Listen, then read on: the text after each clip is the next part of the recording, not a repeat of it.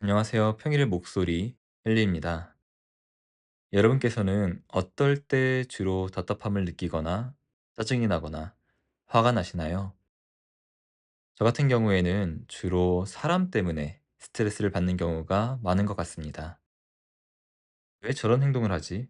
와 같이 저로서는 이해할 수 없는, 해서는 안 된다고 생각하는 언행을 하는 사람 때문에 스트레스를 받고는 하죠.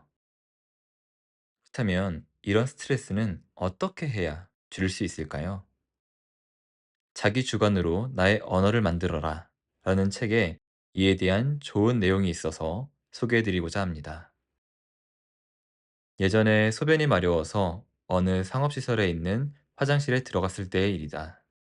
그곳에는 남성용 입식 소변기가 3개 늘어서 있었다. 나는 입구에서 가장 먼 쪽으로 갔다. 그러자 다른 사람이 들어와서 내 옆, 즉 가운데 소변기 앞에 섰다.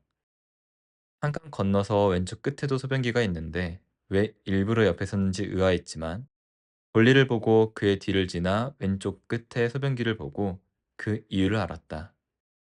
주변 바닥이 아주 더러웠다.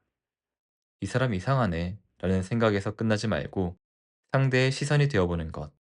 그러기 위해서 관찰하고 알려고 하는 것이 중요하다. 아까 말씀드린 것처럼 저로서는 이해할 수 없는, 그리고 저렇게 하면 안 된다고 생각하는 언행을 하는 사람들을 볼 때 저는 스트레스를 받습니다. 이는 다시 말해 상대의 언행을 이해하게 되면 그에 대한 화나 짜증이 가라앉는다고도 말할 수 있습니다. 과거에 제가 정말 이해하지 못했던 행동은 노인분들의 무단횡단이었습니다. 아무리 살아온 환경이 횡단보도와 신호등이 없었다고 해도 누가 봐도 위험천만하다고 느낄 자동차들이 빠르게 달리는 도로에서 무단횡단을 하는 것은 이해할 수 없었습니다. 운전자들에게 민폐를 끼치는 것뿐만 아니라 본인의 생명에도 위험하니까요. 그런데 어떤 공무원분께서 그분들에게 왜 무단횡단을 하시냐라고 묻고 다리가 아파서 하는 대답에 횡단보도에서 신호를 기다릴 때 잠깐 걸터 앉아 쉴 수 있는 장수 의자라는 구조물을 설치하자 노인분들의 무단횡단이 줄어들었다는 이야기를 듣고 무단횡단을 하던 노인분들에 대한 답답함이 사라진 기억이 있습니다. 동시에 그분들이 왜 그렇게까지 했는지에 대해 전혀 궁금해하지 않았던 저 자신에게 실망을 하기도 했습니다. 저의 사례, 그리고 자기 주관으로 나의 언어를 만들어라에 나온 사례처럼 그 사람이 왜 그런 행동을 했는지를 알게 되면 이해가 되고, 이해가 되면 우리의 화는 사라지는 경험을 우리 또한 많이 해왔을 겁니다. 나로서는 납득할 수 없는, 받아들일 수 없는 행동일지라도 그 사람의 입장에서는 그것이 합당하고 최선의 선택인 경우가 많습니다. 물론 반사회적이고 파괴적인 행동을 의도적으로 하는 사람도 있긴 하지만 대체로는 그 사람의 입장이 되어보면 나라도 그럴 수밖에 없었겠다 라는 생각이 들게 되고 화는 사라지게 되곤 합니다. 따라서 분노가 치밀어 오를 때 우리가 먼저 해야 할 것은 화를 내는 것이 아니라고 생각합니다. 저 사람이 왜 저런 행동을 했는지 확인하는 것이 우선이 되어야 된다고 저는 생각합니다.